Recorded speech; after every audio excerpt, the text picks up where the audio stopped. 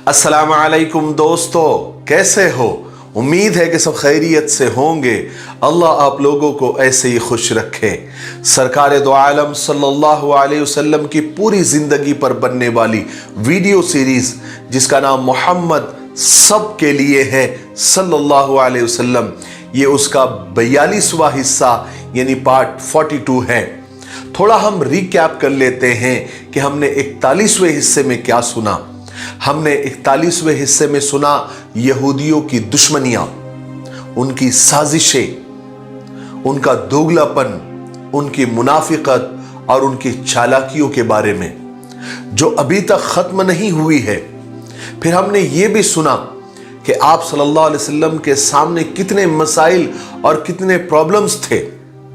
मुहाजिर के अलग, अंसार के अलग, मुशरिकों के अलग, यहूदियों के अलग, ये सारी कौमें और सारे कबीलों के अपने अपने इश्यूज थे, अपने अपनी समस्याएं थी। लेकिन अल्लाह के रसूल सल्लल्लाहु अलैहि वसल्लम अल्लाह के हुक्म से सबको अच्छी तरीके से हैंडल कर रहे थे। लेकिन आप सल्लल्लाहु अलैहि वसल्लम को सबसे ज्यादा तकलीफ मुनाफिकों और दोगलों से थी। चलिए आगे सुनते हैं। जिद और दुश्मनी में आदमी अंधा हो जाता है। यही हाल यहूदियों का हो रहा था। सब कुछ जानने और समझने के बावजूद महज जिद की वजह से और अपना ऐशो आराम बाकी रखने के खातिर वो सच्ची बातों को झुटला रहे थे। उसकी एक मिसाल मैं आपको देता हूं। कबीले बनु नजीर के यहूदियों का एक सरदार, उसका नाम हुई बिन अख्तब था। जब रसूल पाक सल्लल्लाहु अलैहि वसल्लम मदीना में तशरीफ लाए तो हुई बिन अख्तब एक रोज अपने भाई अबू यासिर के साथ आप सल्लल्लाहु अलैहि वसल्लम से मिलने के लिए गया। आप सल्लल्लाहु अलैहि वसल्लम की बातें सुनी। आप सल्लल्लाहु अलैहि वसल्लम से मिलने के बाद ये दोनों भाई बड़े भारी और थके हुए कदमों से वापस अपने घर आए। इन दोनों के चेहरों पर बहुत ज्यादा गम के आसार छाए हुए थे, बहुत मायूस थे। ये दोनों खामोशी के साथ मुंह लटकाए हुए घर पहुंच गए। यहां पहुंचकर बहुत देर तक वो खामोश बैठे रहे। फिर अबू यासिर ने खामोशी को तोड़ा और अपने भाई हुई बिन अख्तब से पूछा, क्या ये वही नबी है जिनके बारे में हमने किताबों में पढ़ा है और हमारे आलिमों ने और हमारे राहिबों ने हमको बताया है? तो हुई ने कहा कि हां, खुदा की कसम ये वही है। अबू यासिर ने दोबारा पूछा, क्या तुम उसे पहचान गए? तुम्हें यकीन हो गया कि वही आखिरी नबी है? तो हुई ने कहा कि हां, मैं पहचान गया, ये वही आखिरी नबी है जिसके बारे में सारी किताबों में हमारी लिखा हुआ है। सारे आलिम, सारे राहिब इसी के बारे में तो हमको बताते आए हैं। तो फिर अबू यासिर ने पूछा, अब तुम्हारे दिल में क्या है? तो हुई ने जवाब दिया, सिर्फ उसकी दुश्मनी। मैं सिर्फ मोहम्मद से दुश्मनी ही करूंगा और खुदा की कसम जब तक जिंदा रहूंगा उससे दुश्मनी करता रहूंगा। यही हाल था यहूदियों का। सब कुछ जानते बूझते हुए भी गलत रास्तों पर भटक रहे थे और इस्लाम के खिलाफ साजिशें कर रहे थे। मगर अब यहूदियों का सब्र का पैमाना लबरेज हो गया था। उन्होंने अपने सारे नकाब उतार फेंके थे। अब वो मुसलमानों से खुल्लम खुल्ला लड़ने झगड़ने लगे थे और रसूल पाक सल्लल्लाहु अलैहि वसल्लम के शान में नाजेबा बातें कहने लगे थे। मदीना आने के बाद रसूलुल्लाह सल्लल्लाहु अलैहि वसल्लम के सामने सबसे बड़ा मसला मुनाफिकों की जमात का पैदा हो गया था और इन मुनाफिकों में बहुत सारे यहूदी भी थे और कबीले खजरज के और औस के बहुत सारे मुशरिक और बुत परस्त भी थे। आपको तो पता है कि मुनाफिक उन लोगों को कहा जाता है जो सिर्फ दिखावे के लिए मुसलमान हो गए थे, अंदर से वो वही थे, बुत परस्त, यहूदी, ईसाई वगैरह। और इस तरह वो मुसलमानों के अंदर रहकर मुसलमानों को नुकसान पहुंचाना चाहते थे। और इस फिरके का, इस जमात का इमाम और सरदार अब्दुल्ला बिन उबई था, जिसे रईसुल मुनाफिकीन यानी मुनाफिकों का सरदार कहा जाता है। عبداللہ بن ابی قبیلے خزرج کا ایک بہت بڑا مالدار اور رئیس آدمی تھا۔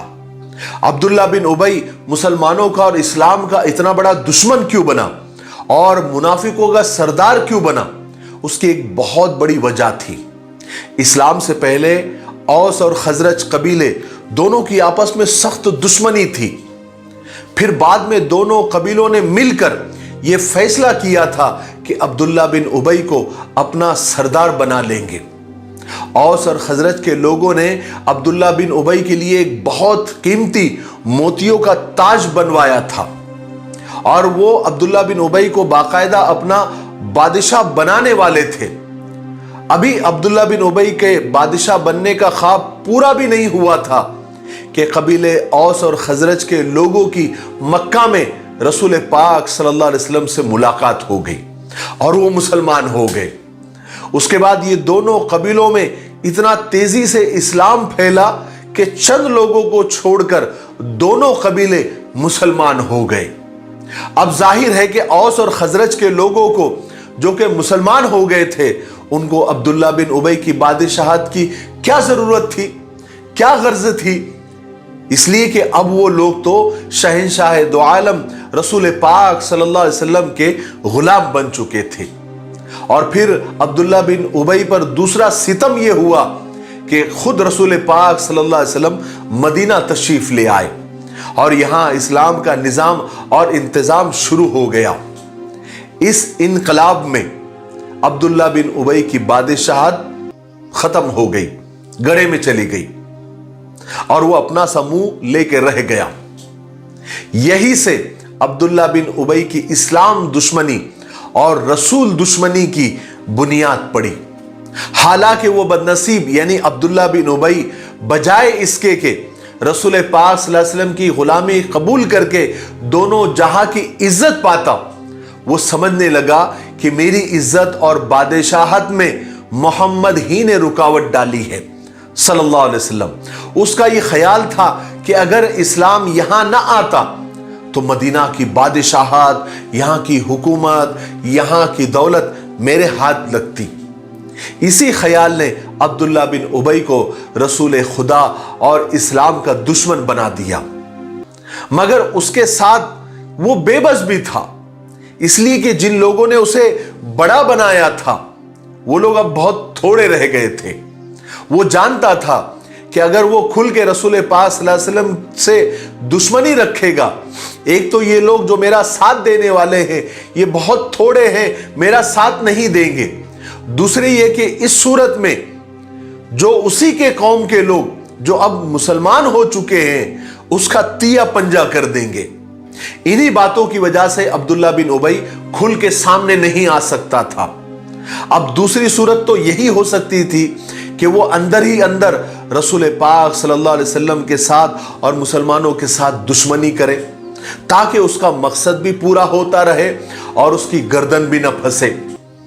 اس لیے اس نے یہ تدبیر کی کہ وہ ظاہر میں مسلمان ہو جائے اور دل سے رسول اللہ صلی اللہ علیہ وسلم کا اور مسلمانوں کا دشمن رہے۔ اس طرح وہ ہر وقت رسول پاک صلی اللہ علیہ وسلم کے ساتھ بھی رہ سکے گا اور مسلمانوں کے ساتھ مل جل بھی سکے گا۔ نتیجہ یہ ہوگا کہ وہ الٹے سیدھے سوالوں سے آپ صلی اللہ علیہ وسلم کو پریشان بھی کرتا رہے گا اور عام مسلمانوں کو اسلام کے خلاف اور رسول پاک صلی اللہ علیہ وسلم کے خلاف بھڑکانے کی کوشش بھی کرتا رہے گا۔ یہی سوچ کر، یہی خیال کر کے عبداللہ بن ابی ایک دن رسول پاک صلی اللہ علیہ وسلم کی خدمت میں حاضر ہو کر اس نے ایمان قبول کیا اور مسلمان ہو گیا، مگر دل سے نہیں، صرف دکھاوے کے لیے، ظاہر میں۔ اس کے بعد اوس اور خزرج کے کچھ لوگ جو ابھی تک ایمان نہیں لائے تھے وہ بھی منافقوں کی ٹولی میں شامل ہو گئے۔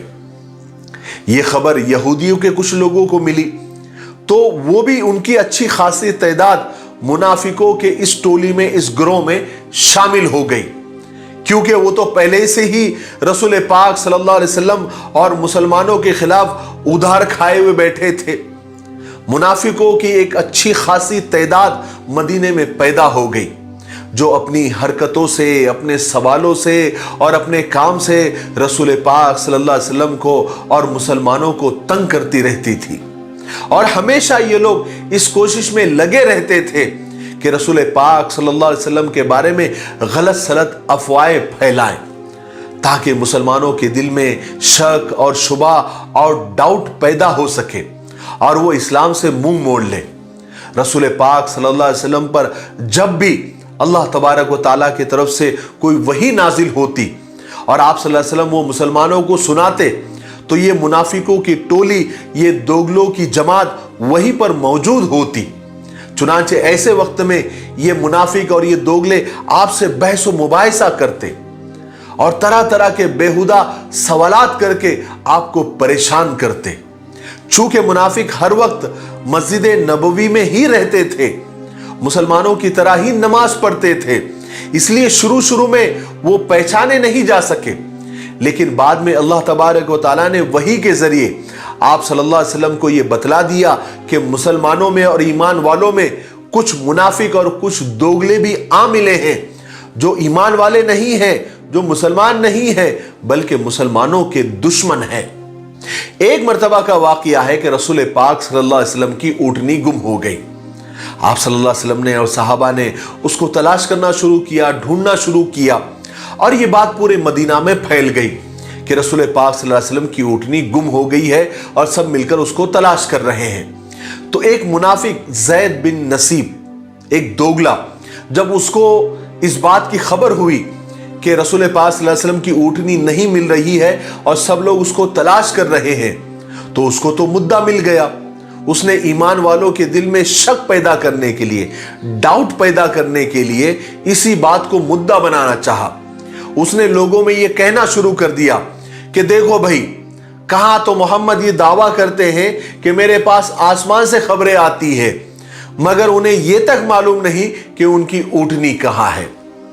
اللہ تبارک و تعالیٰ نے زید بن نصیب کی اس بات پر رسول پاک صلی اللہ علیہ وسلم کو وحی کے ذریعے بتایا اور یہ خبر دی کہ اونٹنی فلاں جگہ پر ہے۔ جب رسول پاک صلی اللہ علیہ وسلم کو وحی کے ذریعے یہ خبر معلوم ہوئی تو آپ صلی اللہ علیہ وسلم نے صحابہ سے فرمایا کہ خدا کی قسم میں تو اتنا ہی جانتا ہوں جتنا اللہ تبارک و تعالیٰ نے مجھے بتلایا ہے، اور اسی نے مجھے بتلایا ہے کہ میری اونٹنی فلاں جگہ پر ہے اور اس کی مہار، اس کی رسی ایک درخت میں اٹک گئی ہے، جس کی وجہ سے وہ وہیں پر رکی ہوئی ہے۔ یہ سنتے ہی صحابہ اکرام فوراً اس گھاٹی میں پہنچے جہاں رسول پاک صلی اللہ علیہ وسلم نے بتایا تھا، تو دیکھا سچ میں وہ اونٹنی ایک درخت کے پاس کھڑی ہوئی تھی، رکی ہوئی تھی، اور اس کی مہار، اس کی رسی درخت کے ایک شاخ میں پھنسی ہوئی تھی۔ تو صحابہ نے وہ اونٹنی لے کر آپ صلی اللہ علیہ وسلم کی خدمت میں پیش کر دی۔ اسی طرح منافق اور یہودی مدینے میں مسلمانوں کو اور رسول پاک صلی اللہ علیہ وسلم کو پریشان کرنے میں ہر وقت لگے رہتے تھے، اوٹ پٹانگ سوال کرتے تھے، بیہودہ سوال کیا کرتے تھے، کبھی کبھی آپ صلی اللہ علیہ وسلم سخت ناراض ہو جاتے تھے۔ ایسے ہی ایک مرتبہ کچھ یہودی رسول پاک صلی اللہ علیہ وسلم کو پریشان کرنے کی غرض سے کچھ بیہودہ سوال لے کر آپ صلی اللہ علیہ وسلم کی خدمت میں حاضر ہوئے اور کہنے لگے کہ محمد ایک بات تو بتاؤ، اللہ نے تمام مخلوق کو پیدا کیا، تم کو اور ہم کو پیدا کیا، مگر ایک بات تو بتاؤ محمد، اللہ کو کس نے پیدا کیا؟ نعوذ باللہ من ذالک۔ آپ صلی اللہ علیہ وسلم کو سخت غصہ آیا، اتنا غصہ آیا کہ آپ کے چہرے کا رنگ بدل گیا، مگر اسی وقت اللہ تبارک و تعالیٰ کی طرف سے آپ پر وحی نازل ہوئی اور سورہ اخلاص نازل ہوا۔ اللہ تبارک و تعالیٰ نے فرمایا کہ قل هو اللہ احد اللہ الصمد لم یلد ولم یولد ولم یکن لہ کفوا احد، جس کا ترجمہ یہ ہے کہ اے محمد صلی اللہ علیہ وسلم ان سے کہہ دیجئے کہ اللہ اپنی ذات اور صفات میں ایک ہے، ایکتا ہے۔ اللہ ایک ایسا بے نیاز ہے، وہ کسی کا محتاج نہیں، اس کی کوئی اولاد نہیں اور نہ ہی وہ کسی کی اولاد ہے اور نہ ہی اس کے کوئی برابر ہے۔ جب آپ صلی اللہ علیہ وسلم نے لوگوں کو یہ آیتیں پڑھ کر سنائی تو ان کو ماننا کہا تھا، وہ ماننے کی نیت سے تھوڑی آئے تھے، ان کا مقصد تو پریشان کرنا تھا، ان کا مقصد تو آپ صلی اللہ علیہ وسلم کو دکھی کرنا تھا، اس لیے انہوں نے فوراً دوسرا سوال کہہ دیا۔ دوسرا سوال بھی پہلے سوال سے زیادہ بیہودہ اور بے ڈھنگا تھا۔ انہوں نے کہا کہ محمد ایک بات بتاؤ، اللہ کی صورت کیسی ہے؟ اللہ کا मुंह कैसा है, चेहरा कैसा है, हाथ कैसे हैं, पैर कैसे हैं, बाजू कैसे हैं।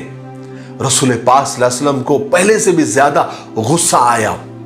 आप सख्त नाराज हुए, आप सख्त दुखी हुए, इतने दुखी हुए कि अल्लाह तबारक व तआला ने जिब्राइल अलैहिस्सलाम को तसल्ली देने के लिए वही लेकर आप सल्लल्लाहु अलैहि वसल्लम के पास भेजा और जिब्राइल अलैहिस्सलाम ने आकर आपको तसल्ली दी।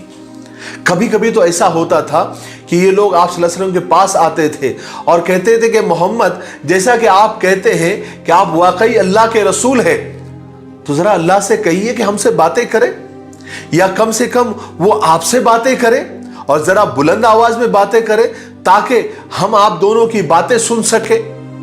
इतना परेशान करने के बावजूद कुर्बान जाइए रसूल पाक सल्लल्लाहु अलैहि वसल्लम के सब्र पर। फिर भी रसूल खुदा सल्लल्लाहु अलैहि वसल्लम उनको बहुत समझाते, नसीहतें करते, उन्हें सीधा रास्ता दिखाते। आप सल्लल्लाहु अलैहि वसल्लम उनसे फरमाते कि अल्लाह से डरो और ईमान ले आओ। अल्लाह की कसम, तुम जानते हो कि जो कुछ मैं लेकर आया हूं वो हक है, वो सच है। मगर वो लोग इनकार कर देते और कहते कि हम नहीं जानते, हम कुछ नहीं जानते। और ये जवाब देते कि मोहम्मद, आप ये नहीं कहते कि आप इब्राहिम अलैहिस्सलाम के दीन और मजहब पर है? क्या आप हमारी तौरात पर ईमान नहीं रखते जो खुदा की तरफ से नाजिल होने वाली सच्ची किताब है? तो रसूल पाक सल्लल्लाहु अलैहि वसल्लम उस पर जवाब देते कि हाँ, मैं उस पर ईमान रखता हूं कि वो खुदा की सच्ची किताब है, लेकिन जो तुमने उसमें तब्दीलियां की है, जो तुमने उसको चेंज किया है, जो तुमने उसको बदल कर रख दिया है, मैं उससे बरी हूं, मैं उसको नहीं मानता। शाज बिन कैस एक बहुत बड़ा यहूदी था और मुसलमानों का जबरदस्त दुश्मन था। जब अंसार और मुहाजिर को वो मिलते देखता तो जलकर कबाब हो जाता। जब औस और खजरज के मुसलमानों को घुलता मिलता देखता तो उसके सीने में हसद और जलन की आग भड़क उठती। एक रोज वो कहीं से गुजर रहा था, उसने देखा कि औस और खजरज के मुसलमान इकट्ठे मिलकर बड़े प्यार से बातें कर रहे हैं, इसलिए कि इस्लाम ने उनकी आपसी दुश्मनी खत्म करके उन्हें एक कर दिया था। शास को इनकी आपस की मोहब्बत देखकर वो जल उठा। वो फौरन एक यहूदी नौजवान के पास गया और उससे कहने लगा कि तुम उनकी मजलिस में जाकर बैठ जाओ और एक पुरानी जंग बास के बारे में और उसका तस्किरा छेड़ देना और पुराने शेर उनको पढ़ कर सुनाना जो इन्होंने एक दूसरे के खिलाफ लिखा करते थे। और जंग बास और यौम बास, इसका मैंने वाकया आपको पहले वीडियो के पहले पार्ट में सुना चुका हूं। ये औस और खजरज आपस में लड़ पड़े थे और ये जंग इतनी भयानक हो गई थी कि दोनों कबीले तबाही के दहाने पर आ लगे थे, तबाही के किनारे पर आ लगे थे। और ये जंग बास, ये दोनों कबीलों की जंग इस्लाम कबूल करने से पहले थी। चुनांचे वो यहूदी नौजवान मजलिस में आकर बैठ गया और पुरानी बातें छेड़ने लगा, खास करके जंग बास के बारे में, और वो पुराने अशार वो पढ़ने लग गया जो दोनों कबीलों ने एक दूसरे के खिलाफ लिखे थे। फिर हुआ ये कि यहूदी नौजवान अपने साजिश में कामयाब हो गया। अब ये जो नए नए मुसलमान हुए थे, औस और खजरज के लोग, अपनी अपनी बड़ाई करने लगे और फिर दोनों इतने लड़ पड़े आपस में कि एक दूसरे को जंग की दावत दे दी। उसके बाद दोनों कबीले के लोग हथियार लेकर जंग करने के लिए मैदान में भी पहुंच गए। ये बात रसूल पाक सल्लल्लाहु अलैहि वसल्लम तक पहुंची। आप सल्लल्लाहु अलैहि वसल्लम फौरन मुहाजिरों की एक जमात लेकर उस मैदान में पहुंच गए जहां औस और खजरज के लोग जंग करने के लिए जमा हुए थे।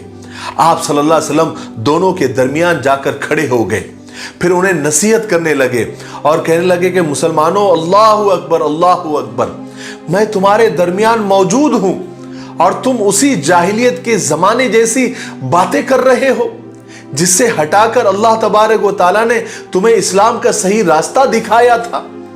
अल्लाह ने तुम्हें इज्जत दी, जहालत और कुफ्र से तुम्हें पाक किया और इस्लाम के जरिए तुम्हारे दिलों में एक दूसरे के लिए मोहब्बत पैदा की।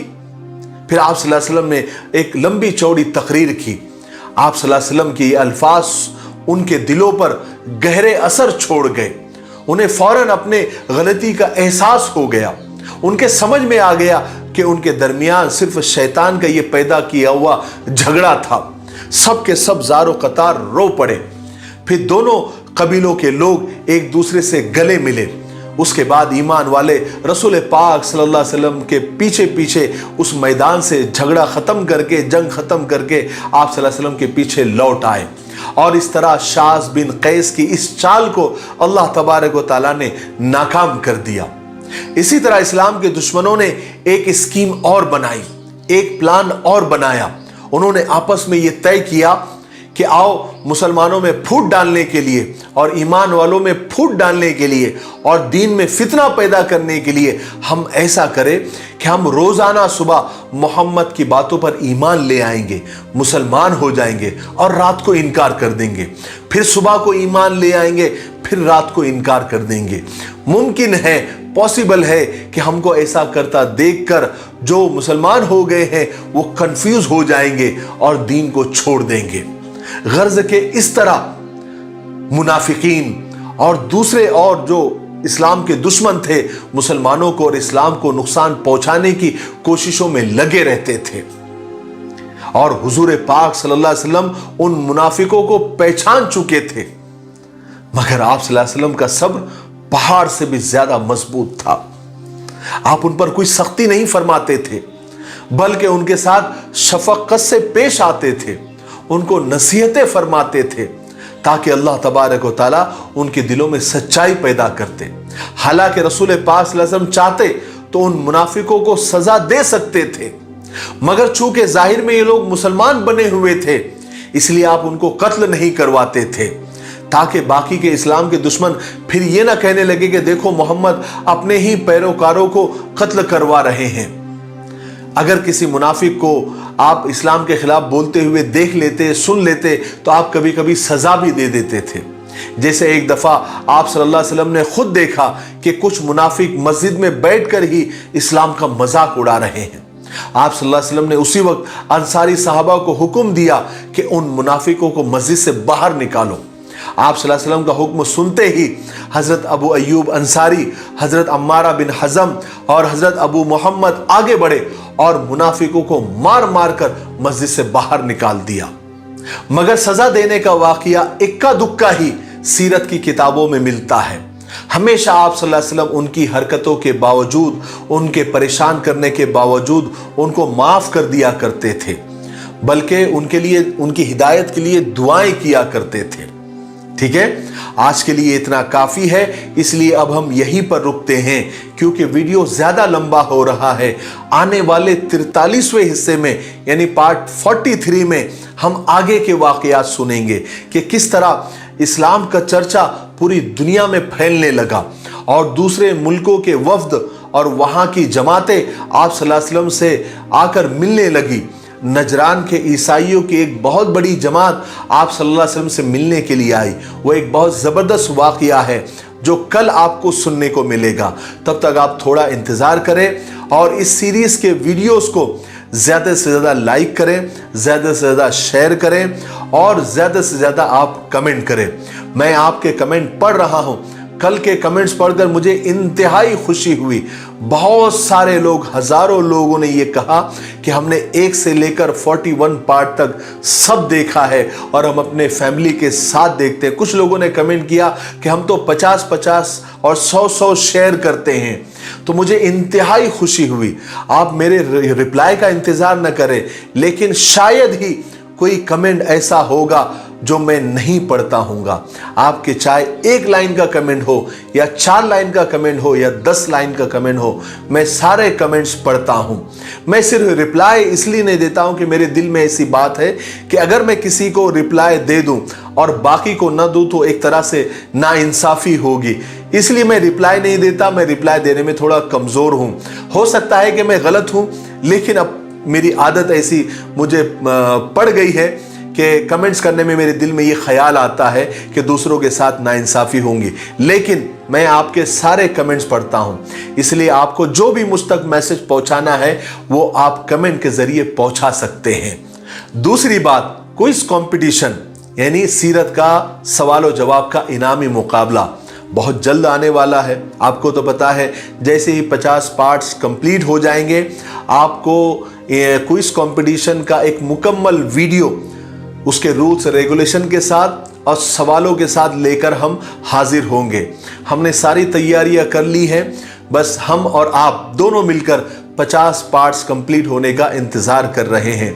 बहुत आसान होगा लेकिन बहुत इंफॉर्मेटिव, बहुत मालूमाती होगा। यानी आपको पता है, मैं तकरीबन मेरे मुताले के अंदर सीरत की 10 बड़ी बड़ी मुस्तनद और मुदल्लल किताबें हैं। अगर आप वो 50 सवालों के जवाब दे देते हैं, मतलब आपने वो 50 किताबें एक तरह से आपने खंगाल ली, आपने पढ़ ली। इसलिए इस क्विज कंपटीशन में सारे के सारे हिस्से ले, यानी आपके बच्चे भी हिस्सा ले सकते हैं, घर की माँ बहनें भी हिस्सा ले सकती है, और दूसरे मजहब के, दूसरे धर्म के लोग भी अगर इसमें आना चाहे तो आप उनको भी उभार सकते हैं कि वो भी इसमें हिस्सा ले। बस उन्हें यह है कि इन पार्ट्स को अच्छे से और गौर से सुनना होगा। ठीक है, तो आप इस कंपटीशन को जानदार और शानदार बनाने के लिए इसको सपोर्ट भी करें ताकि इसके इनामात और प्राइस ज़्यादा से ज़्यादा हो, ताकि ज़्यादा से ज़्यादा लोग इसमें जुड़े और आप सल्लल्लाहु अलैहि वसल्लम की ज़िंदगी को देखें, पढ़े, सुने। ठीक है, और मुझे अल्लाह तबारक व तआला से पूरी उम्मीद है और आपकी मोहब्बत पर पूरा भरोसा है कि आप ये ज़रूर करेंगे और आप कर भी रहे हैं। अल्लाह तबारक व तआला आपको खुश रखे। मेरे लिए, पूरी उम्मत के लिए और पूरी इंसानियत के लिए खैर और भलाई की दुआ करते रहें। अस्सलामु अलैकुम व रहमतुल्लाहि व बरकातुहू।